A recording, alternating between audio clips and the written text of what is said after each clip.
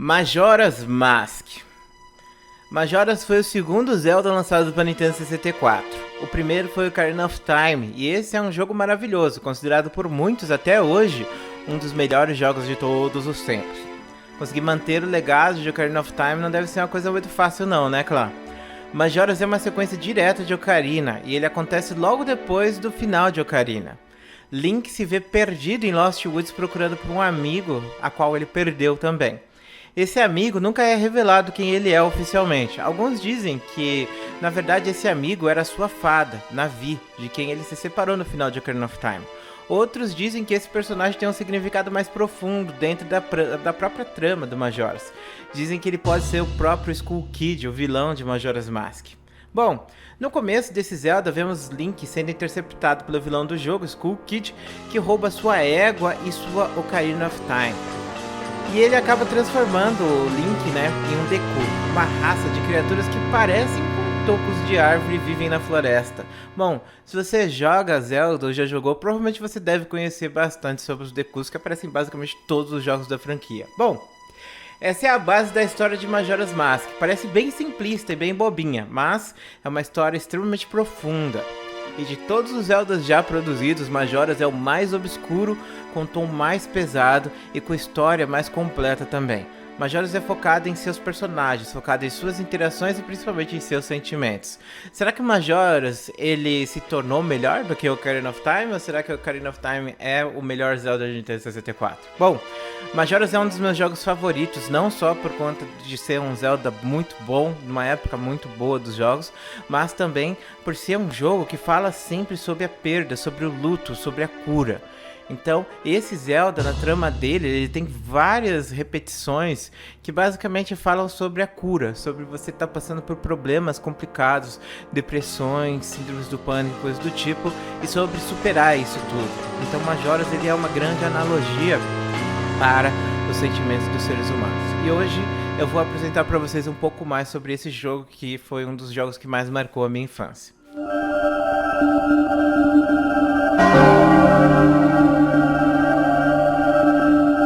A Máscara de Majora. A Máscara de Majora é uma máscara anciã, usada também por uma tribo anciã em rituais de magia. Seus poderes cresceram tanto que saíram fora de controle e tiveram que ser selados numa máscara, para evitar uma grande catástrofe. Entretanto, ninguém mais sabe a natureza do poder da Majora's ou o que ela significa, sendo que a sua tribo, ela já não existe há muito tempo.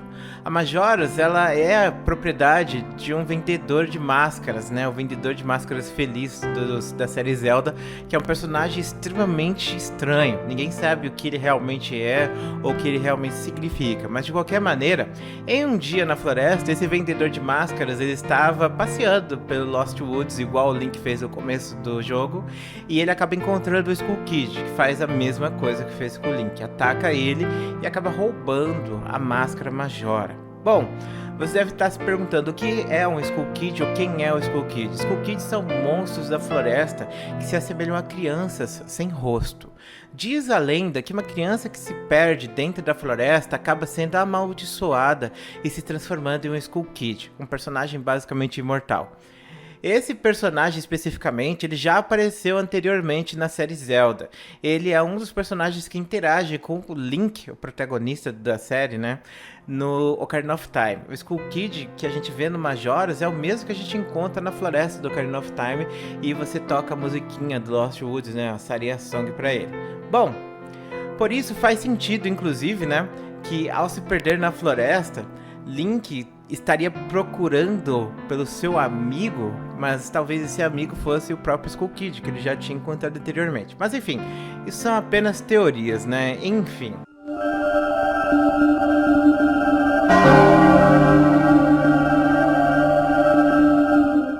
Durante a história de Majora's, nós somos apresentados ao passado de Skull Kid.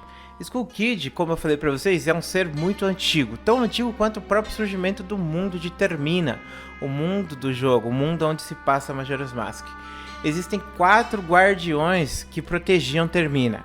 Esses 4 guardiões, eles eram muito amigos de Skull Kid, e Skull Kid os amava muito também. Mas os 4 guardiões precisavam se separar para proteger o reino. Então, os 4 guardiões se despediram do povo, se despediram do Skull Kid e deixaram com o povo, né, uma forma que o povo pudesse summonar eles, né, invocar eles caso houvesse necessidade. Então cada um dos guardiões foi para cada um dos pontos cardeais, norte, sul, leste e oeste. Skull Kid não soube lidar bem com a perda dos seus amigos e com muita raiva, muita fúria, começou a fazer maldades e atazanar as pessoas de Termina. As pessoas enfurecidas com as maldades de Skull Kid invocaram os 4 guardiões e os 4 guardiões então baniram Skull Kid de Termina. Por isso é errado dizer que o verdadeiro vilão de Majora's é o próprio Skull Kid, pois no momento que ele coloca a máscara Majora's, que ele rouba do vendedor de máscara, a máscara ela se alimenta dos seus sentimentos negativos, frustrações e ódio, assim concedendo a ele poderes gigantescos e, em sua grande frustração, Skull Kid acaba por amaldiçoar a Terra de Termina, fazendo com que a Lua ela caia sobre ela. Ou será que ele estava sendo manipulado pela Majora's desde o começo? Bom, a gente vai ter a resposta para isso lá no final do vídeo, então fique atento aí, não esqueça de deixar o seu gostei também, porque esse vídeo aqui foi um vídeo que a gente teve que pesquisar bastante para fazer, tá bom?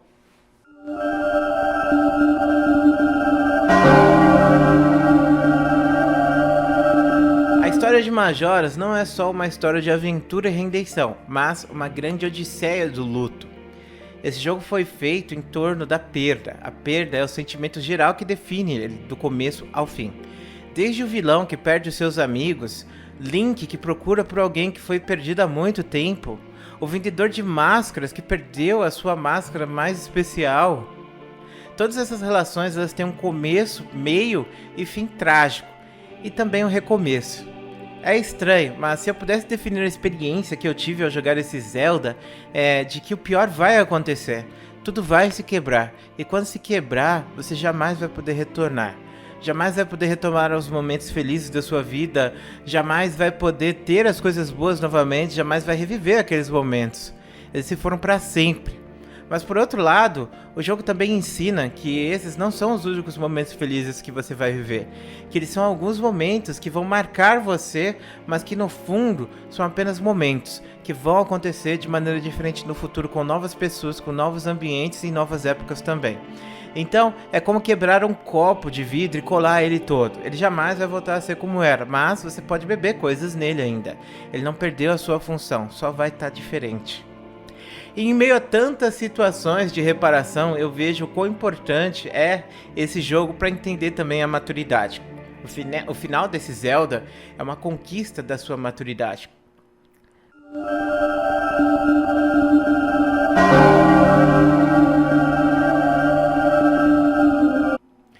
5 estágios do luto.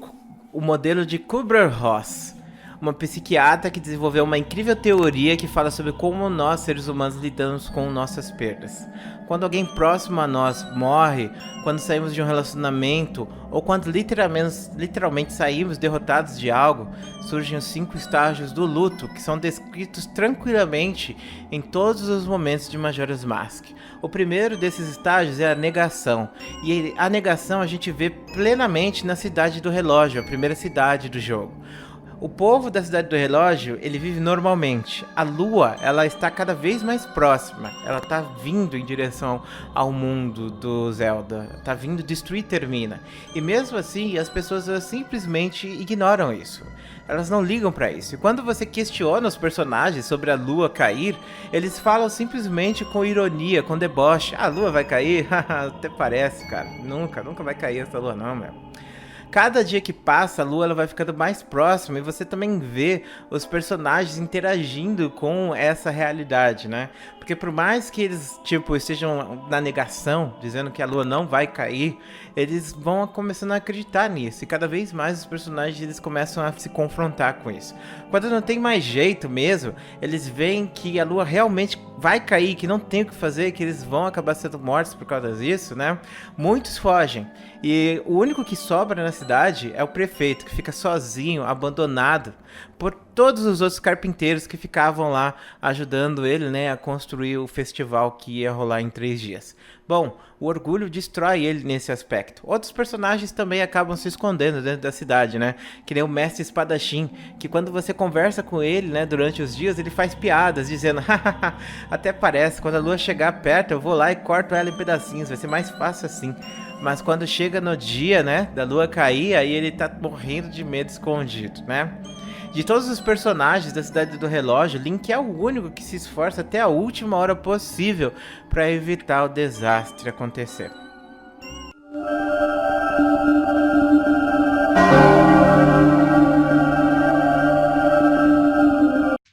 Em Woodfall é onde você vai fazer a sua primeira quest do jogo, né?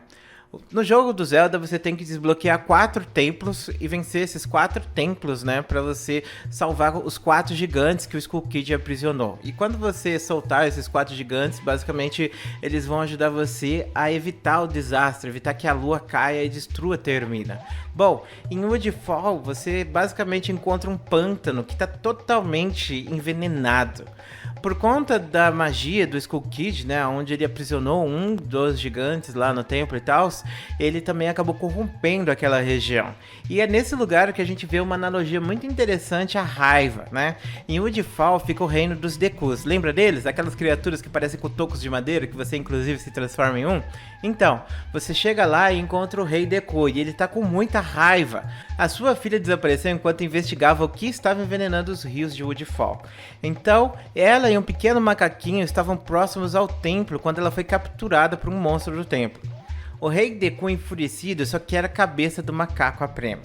Ele acredita que o macaco traiu ela e levou ela para a morte certa. E nesse momento a gente vê o quão a fúria cega, né?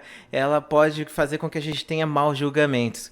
O rei Deku, ele aprisiona, né, o macaquinho e marca sua execução. Link, então, tem que salvar a princesa Deku e salvar o macaco de sua iminente execução. Após lutar no primeiro templo, Link tem que enfrentar um boss, um chefe, que é a representação da fúria.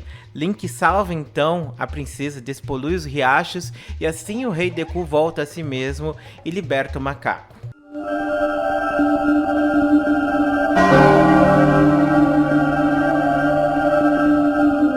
Terceiro estágio do luto, a barganha. Esse aqui é um dos mais pesados, vou falar pra vocês, viu? Esse momento do jogo é puro sentimento. Na busca do segundo gigante, Link vai para as montanhas geladas. Nas montanhas geladas, ele encontra o fantasma de um herói que morreu antes de conseguir completar seu objetivo. O herói em questão é Darmani, um Goron muito orgulhoso, líder de um vilarejo das montanhas. Uma grande nevasca que vem do templo da região está enterrando seu vilarejo, e ele pensou que sozinho conseguiria ir até o templo e acabar com a maldição, mas ele acabou caindo em um abismo e morrendo. O seu espírito agora está inquieto e não consegue descansar por conta das coisas que ele não terminou ainda. O espírito de Darmani pede a Link que Link o reviva, pede que ele procure algum mago que utilize magia para fazer isso. Ele barganha. Esse é o terceiro estágio do luto, acreditar em algo místico que pode mudar o destino e trazer de volta aquilo que foi perdido. Link então ajuda o espírito a descansar tocando uma das suas músicas mais icônicas, a música da cura, que inclusive já apareceu algumas vezes no fundo desse vídeo aqui, hein, claro. Essa é a música mais importante desse jogo, e não é à toa que ela carrega esse nome, né? Música da Cura.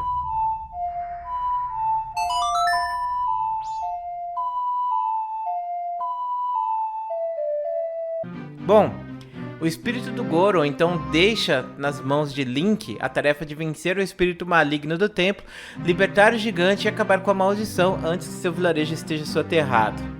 Neste templo, nós temos uma batalha contra um chefe bem peculiar. O nome do chefe é Goth.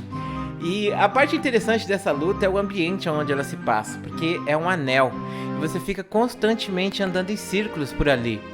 Dizem que isso é uma representação da perda, afinal, você sempre fica em círculos, vivendo loop, jamais conseguindo se libertar dele. Este era o loop que Darmani estava preso, tentando sempre de toda maneira possível salvar o seu vilarejo, tentando voltar à vida, tentando reconquistar algo que ele não podia ter novamente. Ao vencer esse templo, você liberta o gigante e Darmani pode finalmente descansar em paz.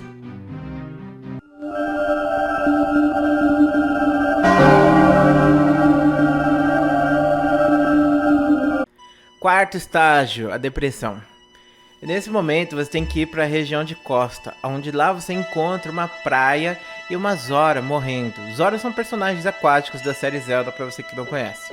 Você conhece Mikau, um guitarrista, e ele fala sobre Lulu, sua namorada, que perdeu seus ovos. E é aqui onde vemos o quarto estágio do luto. Lulu está constantemente em isolamento e muitos dizem que a própria Grande Baía, região onde você deve encontrar, né, e explorar o templo e as coisas do jogo, é na verdade uma grande representação das lágrimas dela. Nesse templo, inclusive, Link tem que fazer várias conexões de canos para que a água volte a fluir pelo templo, assim liberando os caminhos. Quando Link termina de conectar todos os canos e fazer com que a água volte a fluir por todo aquele lugar, ele tem que enfrentar Gyorg, o chefe desse lugar, que está mergulhado num poço, um poço de lágrimas, o qual ele emerge vitorioso. Muito interessante, né? Esse aqui realmente é incrível, viu?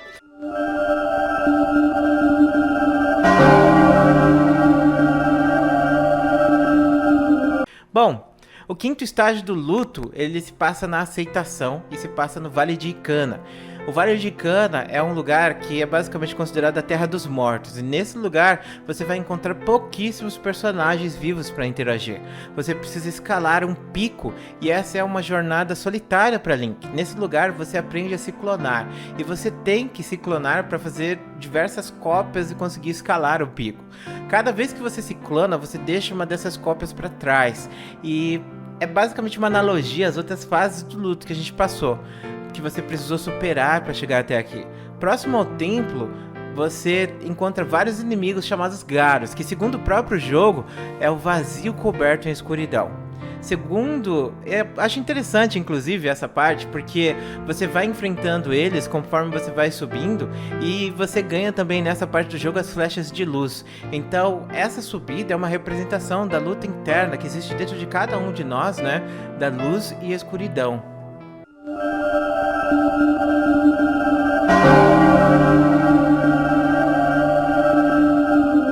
Vamos falar sobre o fim do jogo agora, que eu acho que a gente já conseguiu analisar muito bem os estágios do luto e todas as fases do jogo. E agora vamos falar sobre a conclusão. Quando você chega ao final do jogo, você encontra Skull Kid, mas dessa vez você descobre que na verdade ele realmente estava sendo dominado pela Majoras. Os 4 gigantes, eles aparecem e ajudam a proteger a queda da lua.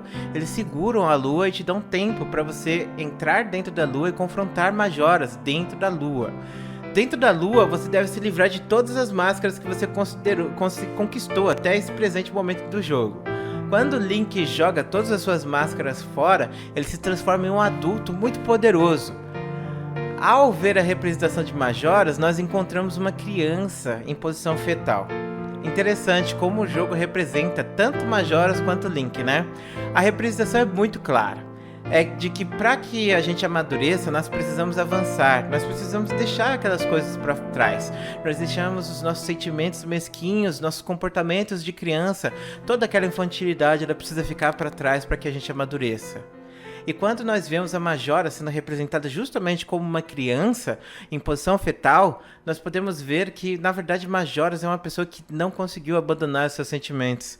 A Majoras, ela é uma criança porque ela é a representação da imaturidade. Esse final, ele tem uma representação muito poderosa, na minha opinião, nesse aspecto. Afinal, podemos ver claramente as duas representações em conflito. Como a representação do sentimento negativo, da imaturidade, da infantilidade, como esse sentimento é a verdadeira maldade, ao mesmo tanto que quando você amadurece, você se torna adulto, você se torna uma pessoa virtuosa. Por isso, Link precisa passar por todas essas perdas e superações em sequência, sempre fazendo esses ciclos de superação do luto diversas vezes e mostrando que existe um dia depois do amanhã. Até mesmo o próprio Skull Kid, né, ele passa por essa superação, porque no final do jogo, quando confrontado, ele acaba por voltar a si. Seus sentimentos mais negativos acabam se manifestando na própria Majora, e por isso ela é representada como uma criança insegura. Ao vencer Majora, todos terminam felizes. O vendedor de máscara, ele encontra Link e o agradece muito por ter devolvido a sua máscara Majora, ao mesmo tempo que diz uma frase que, na minha opinião, é uma das mais icônicas da série inteira. Sempre que há um encontro, há uma despedida. Entretanto, sua despedida não precisa durar para sempre. Se a despedida dura para sempre ou por um curto tempo, isso depende apenas de você. No final, Skull Kid faz as pazes com os gigantes, aceita que eles precisam ir embora, e nós terminamos o jogo com um desenho de Skull Kid voltando para a floresta junto com seu novo amigo, Link. Esse foi Majora's Mask, um jogo que marcou a minha infância, um jogo que me fez pensar até hoje. E com um final relativamente triste, né? Porque Link jamais vai reencontrar seu amigo perdido. Mas não quer dizer que ele não possa fazer novos amigos, como o próprio Skull Kid, ou até mesmo, né, lidar melhor com a sua própria perda. E esse jogo inteiro é uma analogia da perdiz. Todos os seus momentos, do começo ao fim, nós temos uma grande lição de maturidade. Principalmente, que mesmo que o pior aconteça, sempre poderemos dar a volta por cima. Não vai ser a mesma coisa, mas com certeza poderemos nos tornar até melhor do que já éramos antes. Essa é a verdadeira maturidade. E para isso acontecer, você precisa largar de mão dos seus medos, dos velhos sentimentos, e aceitar que jamais voltarão. Mas lembre-se, não quer dizer que não haverá momentos para viver esses daí. Bom, muito obrigado por assistir esse vídeo até aqui. Agradeço muito a todos vocês que tiveram paciência, vocês que são pessoas maravilhosas. Muito obrigado. Beijos.